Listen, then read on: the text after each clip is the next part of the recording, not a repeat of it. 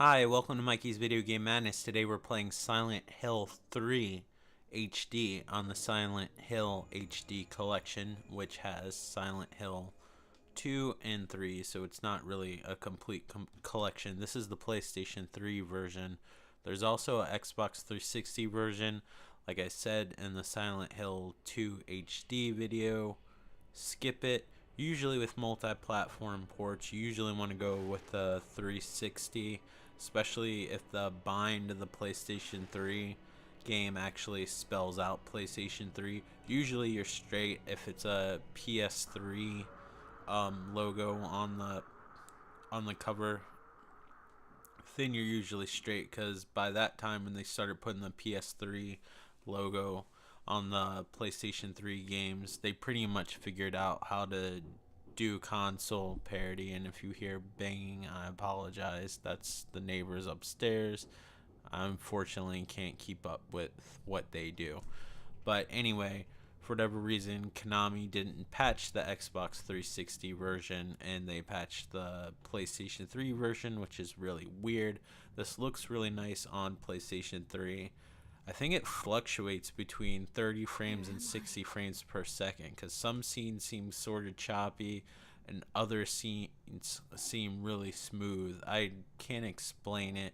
These aren't perfect HD collections, but if you want to play it on a modern TV without dealing with having to hook up the PlayStation 2 or the original Xbox, which both Silent Hill 2 and 3 are on, which some people might not realize that Silent Hill 2 on the original Xbox actually has an extra chapter, which is included in this HD collection.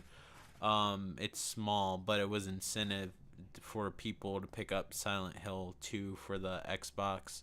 Beside, obviously, it has slightly sharper graphics or whatever. It came out like a year or so after the PlayStation 2 release. They did the same thing with Metal Gear Solid 2 when they came out with the subsistence version, but eventually it came out on PlayStation 2 as well. But that one actually might not have been as sharp as the original Xbox version, but all around ran for it, because the PlayStation 2 version of Metal Gear Solid 2 was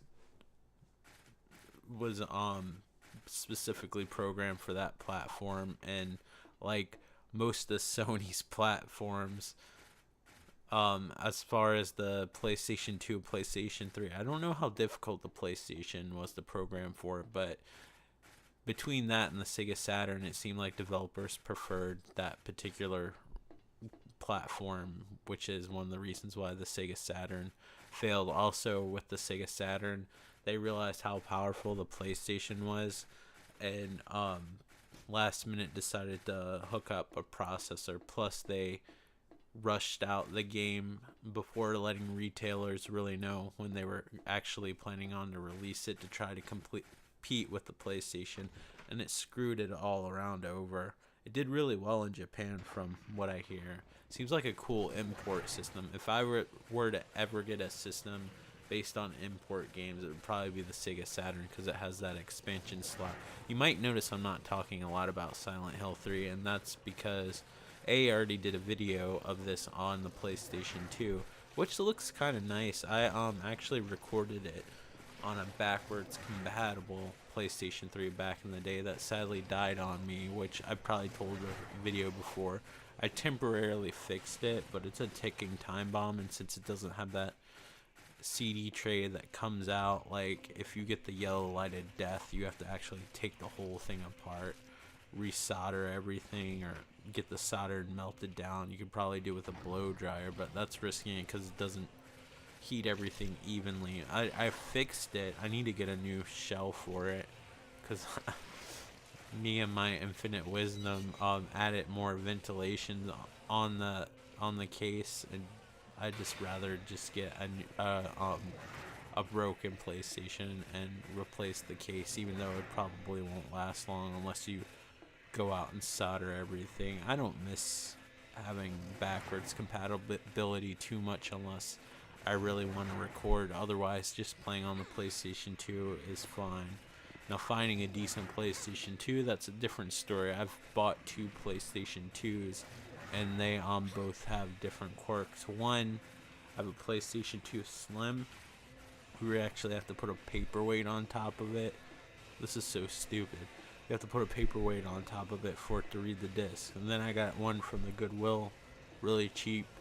The laser didn't work right, so I had to open it up and manually adjust the laser.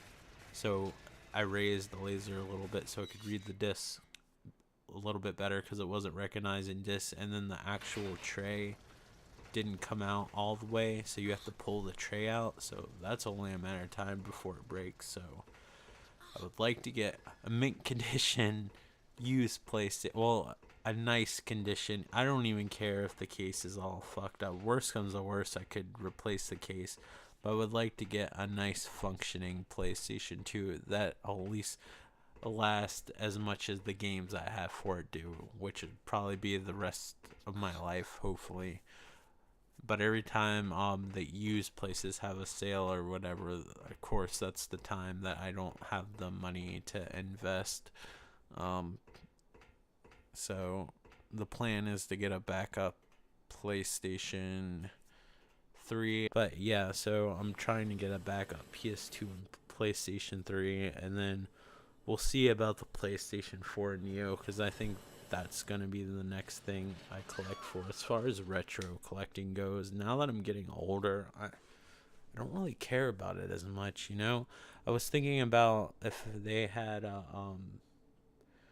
a decently priced PlayStation 3 in decent condition. I was thinking about giving up my whole Nintendo 64 collection, which I thought about it. How often do I play it? Not that much. I think the furthest I go back is really PlayStation 2. I like my NES, my Super NES, and Sega Genesis just for memories, but I don't know. I never really got into the Nintendo 64, but I haven't made that decision yet. But yeah, this is a nice remaster, and it's nice playing it on your television. It looks clear, but there's some weird quirks to this as well. Like, for one thing, earlier in the game when you were walking on the grate, hopefully if I remember, I'll put a link to the older video with the backwards compatible PlayStation 3, which they had on sale at the used game store, but, you know, they only accept cash or trade-ins, which I usually don't have. Like, when they have their sales, they had a backwards compatible 80 gig PlayStation. But the problem with the PlayStation Fats, like the older Xbox 360s, is the heat distribution in them isn't the greatest. So that's a ticking time bomb, especially since all these companies switched from the solder that didn't have lead in it, so it melts a lot easier, which causes a lot of problems when you have heavy heating issues. Like, it makes the solder get soft, and sometimes stuff detaches from the board. Not to get too technical, like I'm not like super tech savvy when it comes to like individual microchips and stuff like that, but I know enough from my experience of repairing my old backwards compatible PlayStation 3 all the time. But yeah, it is nice to record, and it is nice to have the games upscaled to 1080p on the PlayStation 2. So in some ways, when I look back at my PlayStation 3 backwards compatible video of Silent Hill 2 when I'm using the PlayStation 2 disc, in some ways it looks a little bit better than this. Like, the way Silent Hill 2 and 3 were programmed, like, the fog's heavier, it looks better. It's obviously not as sharp as this, but like having it upscaled and stuff like that, it looks nicer in some ways. But this looks nice in HD, and I don't know, now I kind of prefer the HD version just because it's a little bit smoother, but there are things that are wrong with it. I find sound issues, like if you go back and watch the PlayStation 2 video, the Heather walking on the grate, which is her name, if you didn't guess, is like super obnoxiously loud in this version. But like on the PlayStation 2 or Xbox version, it sounds a lot softer. Like, it's almost like nails on a chalkboard loud, but it's really not a big issue. You get used to it. I was reluctant to get this when I had the backwards compatible PlayStation 3, which I guess is why one of the reasons why I never got the another Xbox, because I had that backwards compatible PlayStation 3 for so long. It kind of upscaled my PlayStation 2 games, and there weren't enough exclusives for the original Xbox for me to justify collecting. And I'm more of a game player than a collector. That's why if I get a game, I just don't want the disc to be scratched unless it's super complex or something. I really don't care if it comes in the case or in the book or something like that. I'm not one to display everything on a shelf. Like, if there's a nice special edition or tin case or whatever, I might put it on display. But as far as the cases go, I much prefer having everything in a nice binder type sleeve that's thick enough where the discs don't scratch, so I have all my games on demand and I don't have to have a whole shelf of games. I know all these people that make YouTube videos, behind them sometimes you see like massive shelves, and it's nice. Like, trying to think whose video it was. It looked really nice. I can't think of his name. It was some movie reviewer, and like he had all his Blu-rays, and he had like this soft blue LED light shining on top of him in the shelving, and it looks nice. Metal Jesus has like a nice little collection and setup, but you really gotta have a house for that and a room. Like, I have a living room, a bedroom, and a kitchen, and I just can't justify a game room. And now that I'm getting older, I'm trying to keep and play like what's most important to me, and I guess that's the PlayStation line. The Neo sounds interesting for a backup PlayStation 4. I imagine I'll collect as much for the PlayStation 4 as the PS3. As of right now, I have no intentions of getting an Xbox One.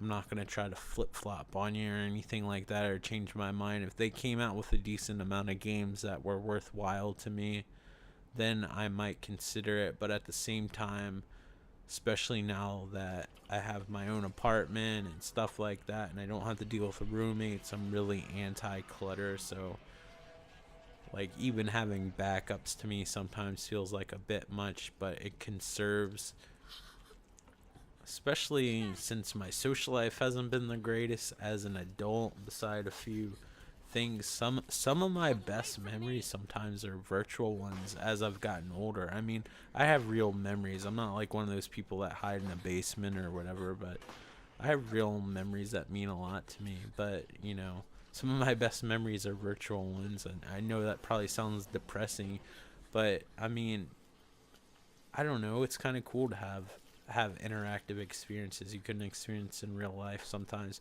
Maybe not Silent Hill ones, but you know.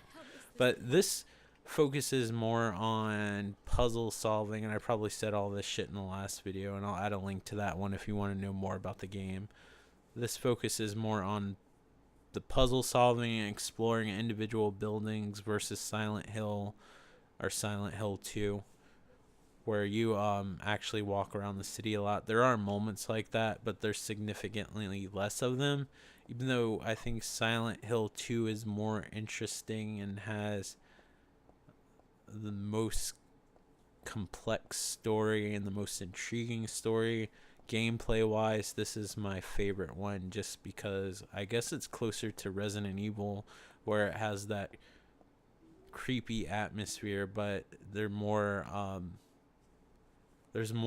puzzle solving and stuff and inside of the buildings and stuff like that, instead of wandering around the town a lot of times until you get to a dead end and then turn around and go down the next street. And I'm not putting down Silent Hill 2. Like, it's a really close call between Silent Hill 2 and 3.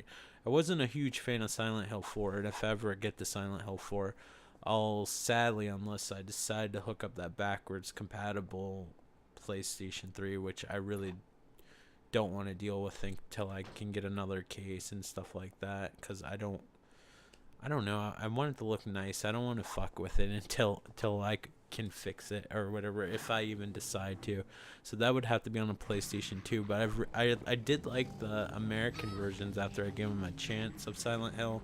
which was Silent Hill Downpour and Homecoming. I think they get a bad rep. I think they're fun games, but they're not nearly as good as the first three. And Silent Hill 4 The Room I didn't like all that much.